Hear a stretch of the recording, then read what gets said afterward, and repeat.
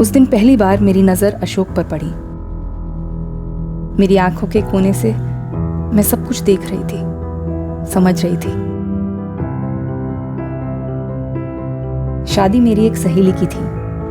पूरी शादी के दौरान अशोक गोयल ने एक पल के लिए भी मुझ पर से नजर नहीं हटाई।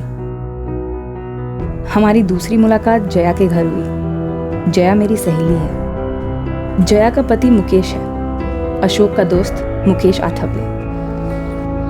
Export company? जी, शर्ट्स एक्सपोर्ट करती है हमारी कंपनी। साउथ कॉटन तिरुपुर से आते हैं, पूरी दुनिया में जाते हैं। मैं देखती।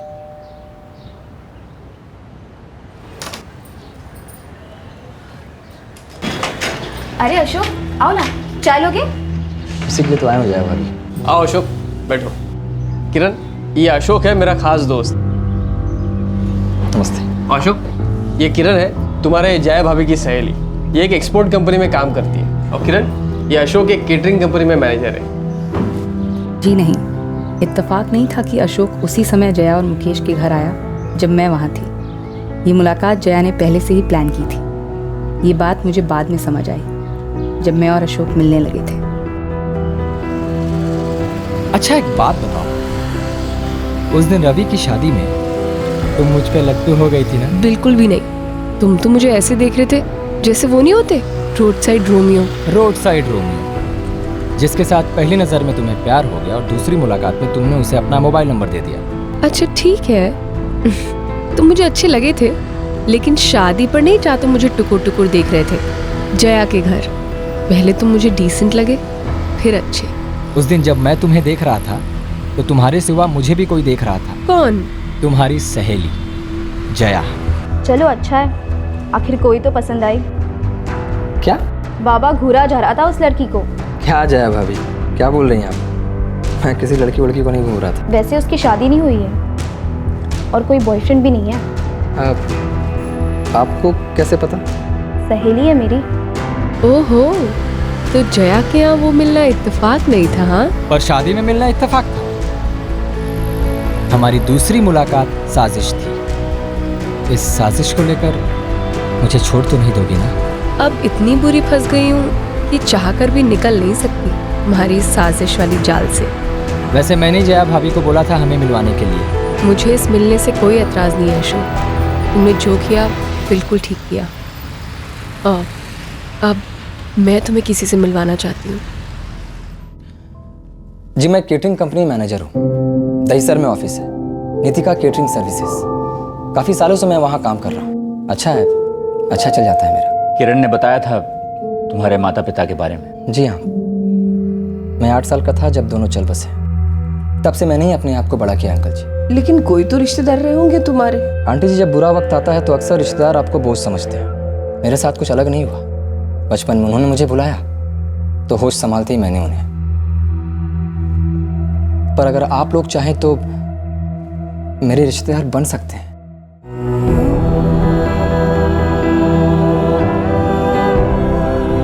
मुझे और मेरे माँ बाप को अशोक के अतीत पर शक करने का कोई कारण नजर नहीं आया, और उसकी मौजूदा सच्चाई तो हमारे सामने ही थी। लेकिन जब अशोक की सच्चाई ने हमें चूर चूर कर दिया, तब अशोक और मेरी शादी हो चुकी थी।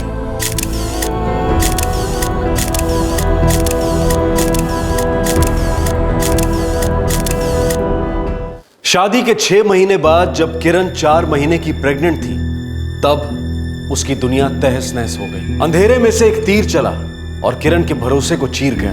यह तीर उस पर्दे को फाड़ गया जिसके पीछे छुपा था एक खामोश झूठ, एक शातिर ठोंक।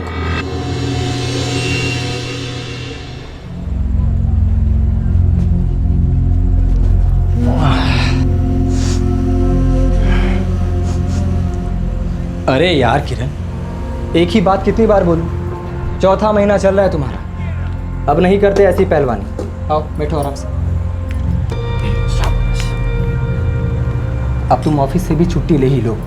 तुम ना बहुत परेशान हो जाते हो। लोग 8वें महीने तक काम करते हैं, मैं आराम से 3-4 महीने और काम कर सकती हूँ। सिर्फ ऑफिस में जाकर पैसे कमाना काम नहीं होता, और मैं तो ठीक ठाक कमा ही रहा हूँ ना। तुम इस वक्त सिर्फ इसको संभालो।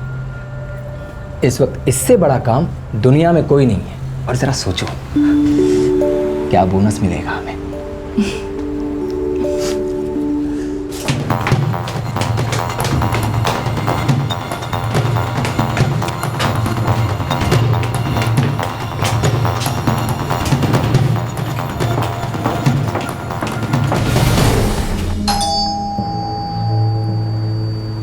इस वक्त कौन हो सकता है? तुमने किराने वाले से कुछ मंगाया है क्या? नहीं तो। अशोक गोयल, जी। सारे घर की तलाशी लो। अरे सामने से। क्या बात है? आप लोग कौन है madam? Crime branch.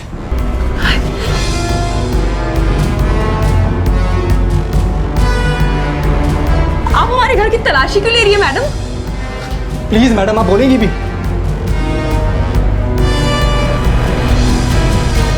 Madam, gun मिल गया। अशोक, ये हमारे घर पे कैसे? वही तो मैं भी पूछ रहा हूँ किरण। मैडम ये क्या हो रहा है? और ये गन यहाँ कैसे? ये गन यहाँ कैसे है ये तुम पूछ रहे हो मिस्टर अशोक गोयल? इतनी बुरी याददाश्त है तुम्हारी? कल रात की बात याद नहीं है जब ये गन तुमने खुद खरीदी थी? इसमें सिर्फ जोर है, शोर नहीं। अब्दुल उस्मानी, बंदूकें बेचने वाला हमारी कस्टडी में है। हमने थोड़ा जोर आजमाया, उसने बड़ा शोर मचाया और उस शोर की उपज तुम हो। आपको कोई गलतफहमी हुई होगी, ये झूठ है। मैडम, मेरे पति एक केटरिंग कंपनी में मैनेजर है। वो गन क्यों खरीदेंगे मैडम? वही तो हम जानना चाहते हैं, क्यों? मैडम जी, वो अब्दुल उस्मानी है, घोड़े बेचने वाला। उसने कल रात 2 इम्पोर्टेड पीस बेचा है। किसे बेची गोविंद? नाम बता। अब वो तो नहीं पता मैडम जी, पर ये खबर पक्की है कि उसके 2 गन्स गए हैं। कांड तो पता होगा, कुछ तो आइडिया होगा गोविंद। मैडम जी, अगर आइडिया होगा किसी को तो अब्दुल उस्मानी को होगा। इधर चेंबूर में गीता बार में बैठा है, एक क्वार्टर डाउन है। फटाफट उठवाओ और खुलवाओ। अब्दुल ने हमें तुम तक पहुंचाया है। अब तुम मिस्टर अशोक गोयल हमें इस कांड तक पहुंचाओगे जिसके लिए तुमने 2 गन्स खरीदी। मैडम मैंने कोई गन नहीं खरीदी। लूट थी, सुपारी थी, क्या था बोल। मैडम मैंने कुछ नहीं किया, मेरी बात का यकीन क्यों नहीं करती आप? ठीक है, तो अब हम करेंगे। मैडम, आपको जरूर कोई गलतफहमी हुई है मैडम। मेरे पति कभी ऐसा नहीं कर सकते, प्लीज। अशोक, आप लोगों ने जानबूझकर बंदूकें मेरे घर में डाली थी ना, मुझे फंसाने के लिए। मैडम, आप लोग गलत कर रहे हैं, छोड़िए इन्हें। नाम क्या है तुम्हारा? किरण, मिसेस किरण गोयल। मिसेस किरण गोयल, तुम अपने पति का ढोंग नहीं समझ पाई हो, या फिर समझकर हमारे साथ ढोंग कर रही हो। मैडम, अशोक,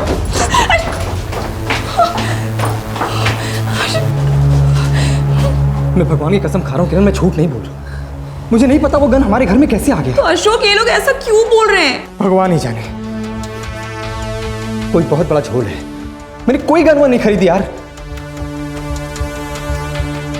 मैडम, मैं गारंटी दे सकती हूँ अपने हस्बैंड की, जरूर आप लोगों की तरफ से कोई गलती हुई है मैडम। अच्छा, मैडम लॉजिक लगाइए ना। जैसे मैंने आपको कहा था, नितिका केटरिंग में काम करने वाला आदमी गन क्यों खरीदेगा मैडम? मैडम, दूसरा भी कस्टडी में आ गया है। तुम मुकेश आठवले को तो जानती हो ना?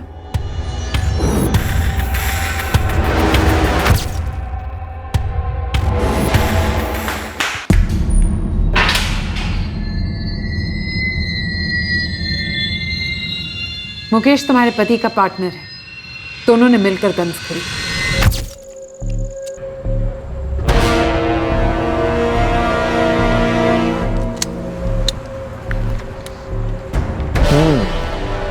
ये वाली।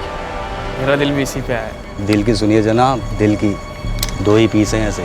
ऐसी माशूका ना ढूंढने से भी नहीं मिलेगी। कितने में पड़ेगी? अरे मुकेश भाई, आपको और अशोक भाई को गन मैं क्या पहली बार दिखा रहा हूँ, और आप भी पहले मेरे से माल खरीद चुके हैं। पैसे वैसे हटाइए, मैं तो कहता हूँ ऐसे ही ले जाइए।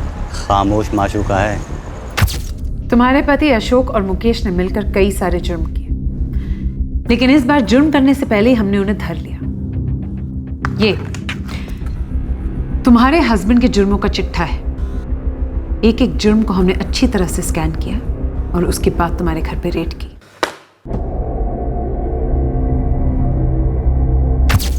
सब मारिएगा बस साहब। पहला झूठ नहीं बोलेगा साहब। देख अब्दुल, सीधी तरह से नाम बोलते, ज्यादा ड्रामा मत कर। एक का नाम है अशोक गोयल, दूसरे का नाम है मुकेश आठावले। कौन है ये दोनों? पुराने चावल है मैडम, हिस्ट्री शीटर हैं दोनों।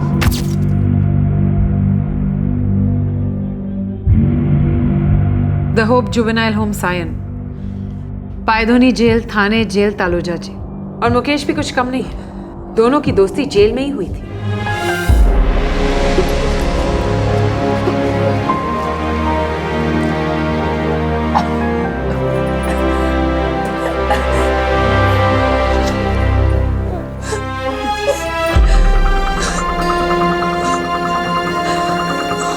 पहली बार मां बनने जा रही किरण ने पहली बार इतना बड़ा धोखा भी खाया था। सारे पुलिस रिकॉर्ड्स के बावजूद भी किरण को यकीन ही नहीं हो रहा था कि जिस आदमी से उसे प्यार हुआ था, जिससे उसने शादी की थी, जिसका अंश उसके अंदर पल रहा था, वो आदमी वो था ही नहीं, वो तो कोई और ही था। एक हिस्ट्री शीटर क्रिमिनल जिसका जुर्म से रिश्ता बचपन से जुड़ा हुआ था। 14 साल पहले 14 वर्षीय अशोक मध्य प्रदेश के रायसेन कस्बे से भागा था एक बेहतर जिंदगी का सपना पूरा करने। अशोक के हिसाब से बेहतर जिंदगी वो थी जहां काम कम से कम हो, पैसा ज्यादा से ज्यादा हो और रास्ता सबसे आसान हो। मुंबई पहुंचकर उसने काफी जल्दी समझ लिया था कि इस शहर में गुजारा करना बाएं हाथ का खेल है, पर अय्याशी के लिए बड़ा हाथ मारना पड़ेगा। साला टेबलों पर पोछा मार मार कर अपनी जिंदगी पोछे जैसी हो गई है। दीपक भाई, ये पोछे को फेंक कर अब हाथ मारने का टाइम आ गया है, बड़ा हाथ। पर दीपक भाई, पंकज भाई, पुलिस का क्या करेंगे? वो फिल्मों में कहते हैं ना, कानून के हाथ बड़े लंबे होते हैं। एक और डायलॉग होता है फिल्म में, जो डर गया वो मर गया। क्यों पंकज? एकदम ठीक कहा दीपक भाई। देख भाई अशोक, ये बड़ा हाथ इतना बड़ा होना चाहिए ना कि दुनिया इन हाथों में आ जाए और हम पुलिस के हाथ कभी ना आए। देख पंकज, ऐसा हाथ आसान कैच की तरह अपनी तरफ आ रहा है। सेठा निकल मायके जा रही है, मतलब अपना सेठ पूरा दिन बियर बार में चिपका बैठेगा। उनका लड़का चला जाएगा दोस्तों के साथ लौंडीबाजी करने। सेठ का घर और तिजोरी अपने लिए खुला मैदान है। आपको ये सब कैसे पता है दीपक भाई? सेठ का ड्राइवर अनवर बोला मेरे को, लूट का हिस्सा लेगा वो। बड़ा हाथ मारना है तो बड़े लोगों के छोटे लोगों से हाथ मिलाना बहुत ज़रूरी है मेरे भाई। आज की रात अपनी बड़ी रात है।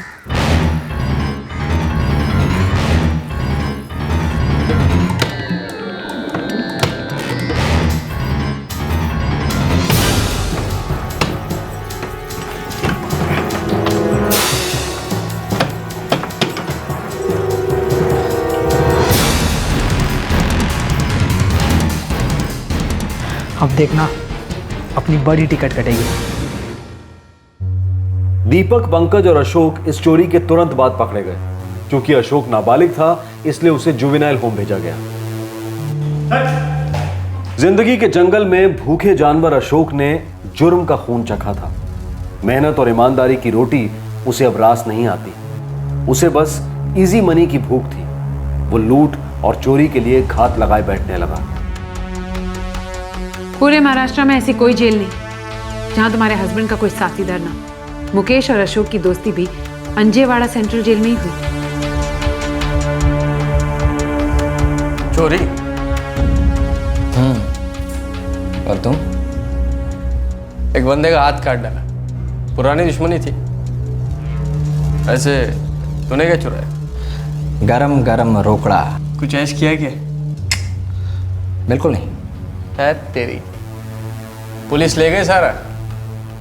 नहीं, मैंने उनको बोला कि सारे के सारे खर्च हो गए, लेकिन सारे छिपा कर रखे हैं। वो तेरी। क्या करेगा बे उनका? कंपनी खोलने का प्लान है दोस्त, जहाँ 6-7 लड़के होंगे अच्छे, हथियार हो, अड्डा हो और अपने कुछ खबरी। मैनेजर की नौकरी मुझको ही देना। अरे पहले बाहर तो निकल लें भाई। अरे भाई, कोई जेल अपन से इतना प्यार थोड़ा ही करता है कि जिंदगी भर सलाखों में लिपटे रहे। जब दोनों बाहर होंगे तब बात करते हैं। अगर कुंडली मिली तो जोड़ी बनेगी, और नहीं मिली तो राम राम। अशोक और मुकेश की कुंडली मिली। पिछले 2 साल से दोनों साथ काम कर रहे हैं। किरण, मुझे तो कभी डाउट नहीं था, और तुम्हें भी नहीं होना चाहिए, कि तुम्हारा हस्बैंड एक छटा हुआ क्रिमिनल है। अब एक सिंपल सवाल, क्या इस ढोंगी पति के साथ रहकर तुम भी ढोंगी बन गई हो? क्या तुम सब जानती हो फिर भी अनजान बनने की एक्टिंग कर रही हो। क्या तुम्हें पता है कि ये गन्स क्यों खरीदे गए थे? नहीं मैडम, मेरी बेटी कभी झूठ नहीं बोलती। और हम में से किसी को भी ये बात मालूम नहीं थी। होती तो फिर ये शादी नहीं होती। देखिए मैडम, हम अमीर नहीं हैं मैडम, पर ईमानदार हैं, इज्जतदार हैं। मैं अपनी बेटी को किसी क्रिमिनल के साथ कभी आगे बढ़ने नहीं देता।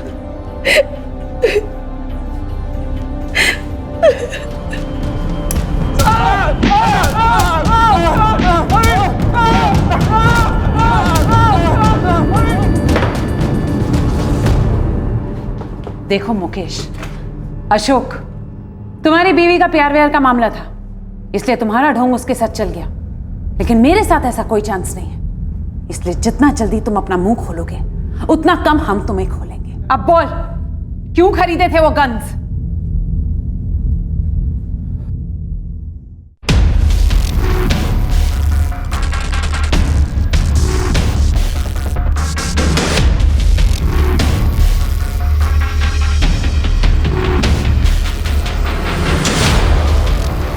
इससे अच्छा टाइम नहीं हो सकता।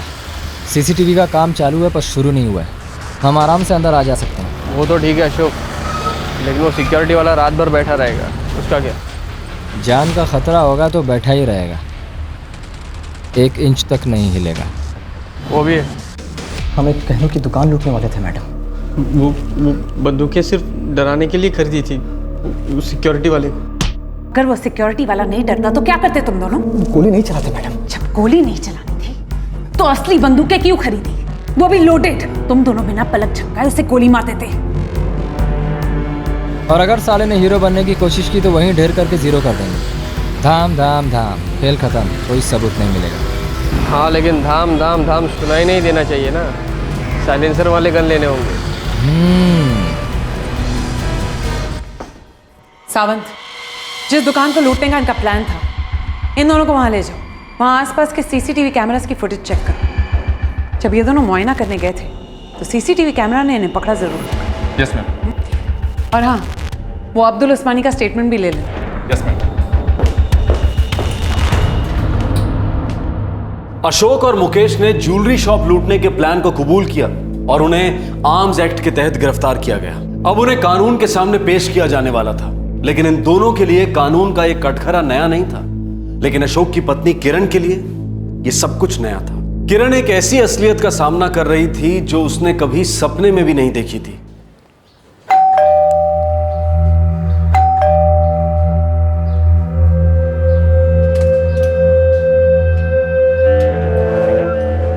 तुम जैसी दोस्त हो ना जया, तो किसी को दुश्मन की जरूरत ही नहीं है। माना कि तुम अशोक को अपना भाई मानती हो, मैं तुम्हारे लिए कुछ नहीं थी क्या जया? एक औरत होने के नाते भी तुमने नहीं सोचा मुझ पर, मेरे माँ बाप पर क्या बीतेगी?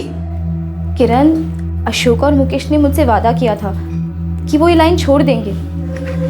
और जब अशोक तुम्हारे लिए सीरियस हुआ था ना, तो उसने मुझसे खुद कहा था कि वो कोई गलत काम नहीं करेगा। और तुमने मान लिया जया? और मेरा क्या? मुझे अंधेरे में क्यों रखा तुमने? मेरे पति की तरह तुम्हारा पति भी एक क्रिमिनल है। शायद तुम्हें ऐतराज नहीं होगा एक क्रिमिनल की बीवी कहलाने में, पर मुझे है। मेरा रिश्ता एक क्रिमिनल के साथ क्यों बंधवाया तुमने? किरण, अगर रिश्ते बनवाने की ताकत होती ना मुझ में, तो मैं अपने पति का जुर्म से कब का रिश्ता तुड़वा देती। अशोक का प्यार अगर एक तरफा होता तो मैं कभी बढ़ावा नहीं देती, पर प्यार तो तुम्हें भी हुआ था ना उससे। प्यार? जया, वो प्यार नहीं, मेरी जिंदगी की सबसे बड़ी गलती थी, जिसकी सजा मुझे जिंदगी भर भुगतनी पड़ेगी।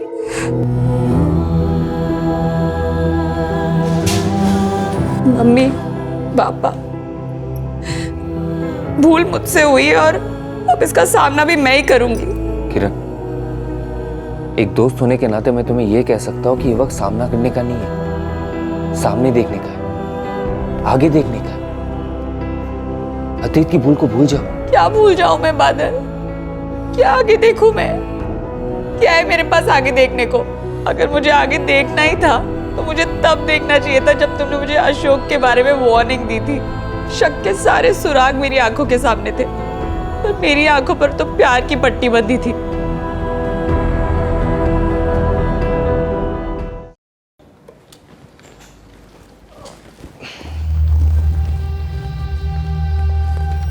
किरण, अब तुम मुझे सच्चा दोस्त मानती हो? ऑफ कोर्स मानती हूँ बादल, क्या बात है, खुलकर बोलो। किरण, ये अशोक तुम्हारे लिए ठीक नहीं है। क्यों बादल? कहता है बचपन में एक ही टाइम में दोनों माँ बाप मर गए, फिर 8 साल की उम्र से ढाबा और रेस्टोरेंट में काम किया, फिर एक केटरिंग कंपनी का मैनेजर बन गया और आज तुम्हारे लिए एक घर भी लिया किराए पे। बॉस, ये कहानी फिल्मी लगती है, वो भी 80 के दशक। बादल गलत नहीं कह रहा है किरण, मुझे भी कुछ अटपटा सा लगता है। जैसे कि? देख, बात जैसे कि नहीं है, ज़्यादा डिफेंसिव मत हो, ठंडे दिमाग से सोच। उसने कहा कि उसकी महीने की सैलरी 15,000 रुपये है, राइट? रॉन्ग, अब 20,000 हो गई है। ओके फाइन, 20 हो गई है, रहन सहन भी सही है, आफ्टर मैरिज के लिए उसने घर भी किराए पे ले लिया, लेकिन मोबाइल, आजकल के ज़माने में मोबाइल कौन नहीं रखता यार? मुझे पता था ये बात तो उठेगी, पर मैं सच बोलूं, अब मुझे फ़र्क नहीं पड़ता यार, वो औरों से बहुत अलग है और यही उसकी खूबी है। ऐसा है यार कि काम के वक्त मुझे फ़ोन की ज़रूरत नहीं होती और काम हो जाने के बाद मुझे काम वालों की ज़रूरत नहीं होती। ड्यूटी के बाद कोई भी ऑफिस से मुझे फ़ोन करे, ये मुझे बिल्कुल पसंद नहीं है। मैं भी। तुम कोई काम हो क्या? तुम तो ज़िंदगी हो, ज़िंदगी, और ज़िंदगी को कोई फ़ोन करके मिलता है क्या? अच्छा एक बात बताओ, ऐसा एक भी बार हुआ है जब मैंने मिलने का वादा किया हो और 1 मिनट भी लेट हुआ हो? नहीं। तो जब भी तुम्हें मुझसे मिलने का मन करे, अपनी आंखें बंद करके मुझे याद करना, मैं हाजिर हो जाऊंगा। तुम्हारे मेरे बीच में फोन का क्या काम? धोनी मारा साले। देखो बेटा किरण, हमें अशोक से कोई एतराज नहीं है, लेकिन तुम उसके बारे में उतना ही जानती हो जितना हम जानते हैं, और वो बहुत ज्यादा नहीं है। प्यार बहुत ज्यादा है माँ, दोनों तरफ से। फिर तो आगे कुछ सोचने की जरूरत ही नहीं है। तुम अपनी जिंदगी उसके साथ बांटना चाहती हो और वो भी यही चाहता है। तुम समझदार हो, तुमने आज तक कभी कोई गलत फैसला नहीं लिया, तो फिर इतना बड़ा फैसला लेने में कैसे चूक होगी? मैं चूक गई पापा, मैं चूक गई। कैसी बात कर रही है बेटा, तेरी चूक कहां हुई? अरे अगर कोई अपने अतीत के बारे में झूठ बोलता है, अपनी असलियत चालाकी से छुपाता है, तो फिर तेरी गलती कहां है? नहीं पापा,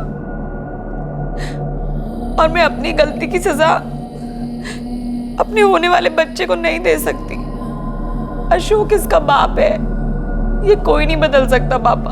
बेटा किरण, तू उससे एक बार मिल ले।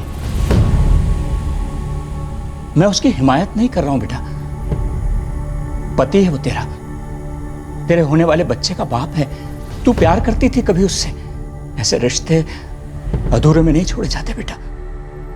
और अगर तोड़ना ही है तो एक आखिरी बार उससे मिल ले, अपनी बात कह ले, उसकी बात सुन ले, फिर तुझे जैसा ठीक लगे।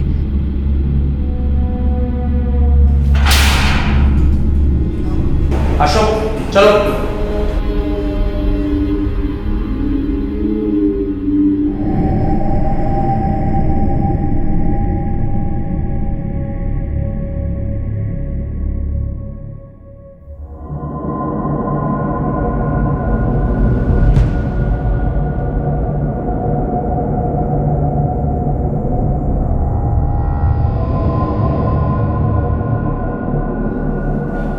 मुझे माफ कर दो किरण,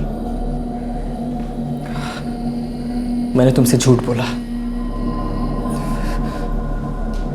मुझे हमारे लिए एक बेहतर जिंदगी चाहिए थी। झूठ, माफी भी झूठी अशोक। तुम सिर्फ एक चीज चाहते हो, वो है जुर्म करना। बचपन से जुर्म करते आए हो ना तुम, घर से भागे भी जुर्म करने के लिए। कितनी बार तुम्हें सजा हुई अशोक, फिर भी नहीं सुधरे तुम। मैं, हमारा बच्चा कोई मायने नहीं रखता तुम्हारे लिए। छूना मत, छूना मत तुम मुझे अशोक। किरण, मैं तुम्हारा हर इल्जाम कबूल करता हूं और मैं वादा करता हूं ये लाइन हमेशा के लिए छोड़ दूंगा। तुमने जुर्म छोड़ दिया तो क्या अशोक, तुम्हारे अतीत का क्या? मुझे नहीं कहलाना किसी क्रिमिनल की बीवी अशोक। मैं नहीं चाहती कोई मेरे बच्चे को बोले तेरा बाप क्रिमिनल है। ऐसा कभी नहीं होगा किरण, मैं इसकी कसम। नहीं, बच्चे की कसम खाई ना मुझसे बुरा कोई नहीं होगा अशोक, समझे तुम? अच्छा चिल्लाओ नहीं। देखो देखो, इस सज़ा के साथ मैं अपना सारा अतीत गाड़ दूंगा। वादा है मेरा, हम कहीं और जाकर बसेंगे, हम एक नई जिंदगी शुरू करेंगे। किसी को भनक तक नहीं लगेगी कि मेरा ऐसा भी कोई अतीत था। बस एक बार दिल पर पत्थर रखकर मुझे माफ कर दो। प्यार करता हूं तुमसे। इस जिंदगी से एक मौका दे दो किरण, सिर्फ एक मौका किरण, एक मौका दे दो किरण, प्लीज।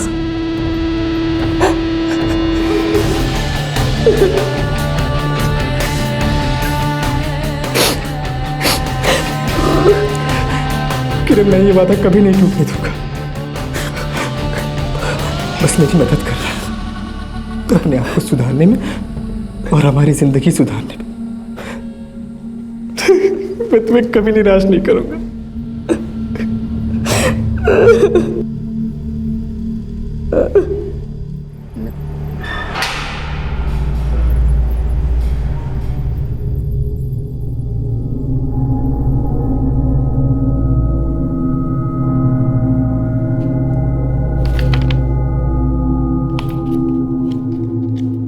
किरण, मैं उम्मीद करती हूँ कि तुम अपने पति को सुधारने में कामयाब हो जाओ, क्योंकि ये तुम्हारे लिए और तुम्हारे होने वाले बच्चे के लिए बहुत जरूरी है।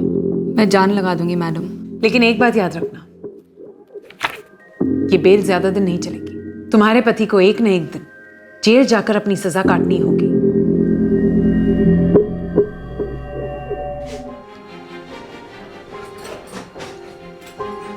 किरण, अब तो बस करो यार, छठा महीना चल रहा है, मैं काम शुरू कर रहा हूं ना, वैसे आ जाएंगे। तुम काम शुरू करोगे और काम पर पैर जमाने से पहले ही तुम्हारी बेल खत्म हो जाएगी, और मुकदमे का नतीजा तो लगभग आ ही चुका है ना। तुम्हें जेल तो होकर ही रहेगी। ऐसे में मेरा जॉब छोड़ना बनता नहीं है अशोक। हम खाएंगे क्या?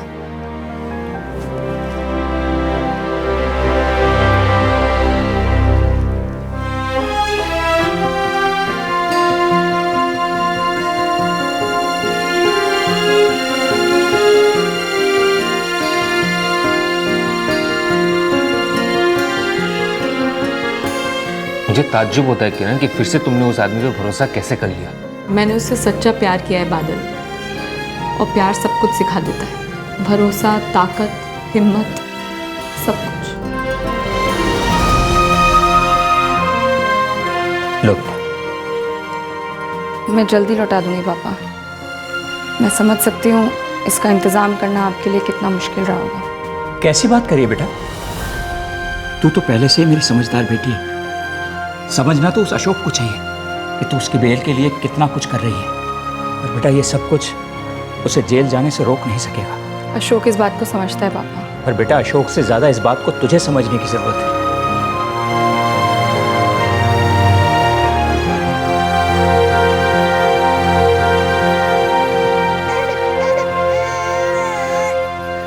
असलियत को देखो और समझो किरण, तुम दोनों के रिश्ते फिर से नॉर्मल कैसे हो सकते हैं? ऐसे मत कहो प्लीज। तुम्हें हर्ट करना या फिर तुम्हें डिप्रेस करना मेरा इंटेंशन नहीं है, पर सोचो उसकी रिहाई के लिए अभी काफी वक्त है। तुम कितनी बार बेल एप्लीकेशन मांगती रहोगी? बेल फ्री तो नहीं होती, सस्ती भी नहीं होती। पर वो आजाद तो हो जाता है ना। अगर उसे आज़ादी इतनी पसंद थी तो फिर वो ऐसा काम करता क्यों है जिससे उसकी आज़ादी छीन जाए? बचपन में जुवेनाइल होम्स, उसके बाद न जाने कितने जेलों के अंदर बाहर आता जाता रहा ये आदमी। अगर वो इमोशनल ब्लैकमेल करता है तो उसे एक रेड फ्लैग समझो किरण। तू एक बार दिल से नहीं सोच के दिमाग से सोच, ठंडे और क्लियर दिमाग से सोच। क्या ये आदमी कभी भी सुधर सकता है?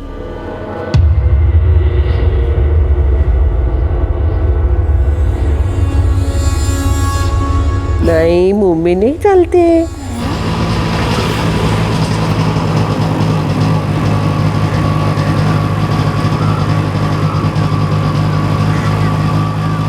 पिछले महीने एक बार भी मिलने नहीं आई तू।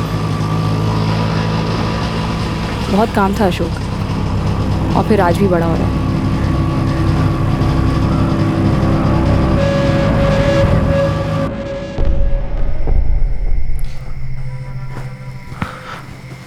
सुनो, अब तुम ये जॉब छोड़ दो। तुम अभी जेल से निकले हो अशोक, तुम्हारे हाथ में कोई नौकरी भी नहीं है। वो भी मिल जाएगी यार। एक बार तुम्हें ढंग की नौकरी मिल जाए 2-4 महीने सेट हो जाओ तुम नई जॉब पर, फिर सोचूंगी जॉब छोड़ने के बारे में। अरे यार, ऐसा भी क्या है वहाँ लोगों के एहसान है मुझ पर अशोक। तुम्हारे कहने पर पहले भी मैंने एक बार नौकरी छोड़ी थी, बड़ी मुश्किल से मेरी बॉस ने वापस मुझे जॉब पे लिया।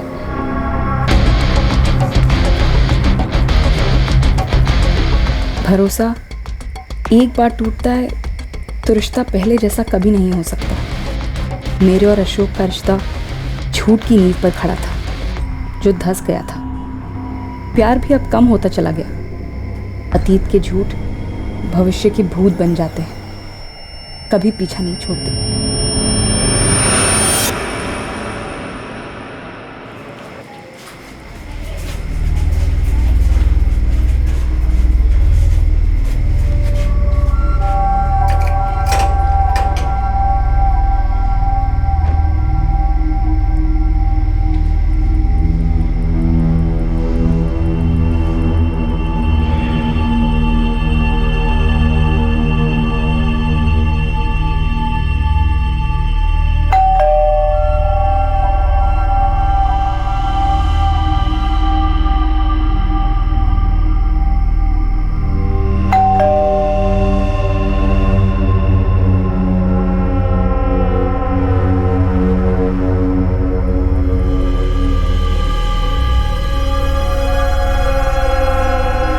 किरण कहाँ है अशोक? कहाँ है का क्या मतलब? मुझे क्या मालूम होगा कहाँ है वो? किरण कल दोपहर को घर से निकली थी, तभी से उसका फोन ऑफ है। रात भर से घर लौटी नहीं है वो। माँ, मैं अपने फ्रेंड से मिलने वाली हूँ, उसके साथ कल्याण जाऊंगी और फिर रात को उसी के घर रुक जाऊंगी। कल सुबह लौटूंगी। हाँ, लेकिन बेटा कौन से दोस्त से मिलने जा रही हो? है एक माँ, चलती हूँ। ठीक है बेटा, अपना ख्याल रखना। किरण ने कहा था कि वो कल्याण जा रही है। मैं क्या अकेले रहता हूँ कल्याण में? तुम्हारे पास नहीं आई तो फिर कहाँ गई? मैं क्या जानूं, मुझे तो ये भी नहीं मालूम था कि वो यहाँ आ रही है। आखिर गई कहाँ वो? देखिए, जहाँ भी गई हो उसे ढूंढना तो पड़ेगा ही। हमें फौरन पुलिस के पास जाना चाहिए। रात भर से बाहर रही है वो और उसका फोन भी ऑफ है।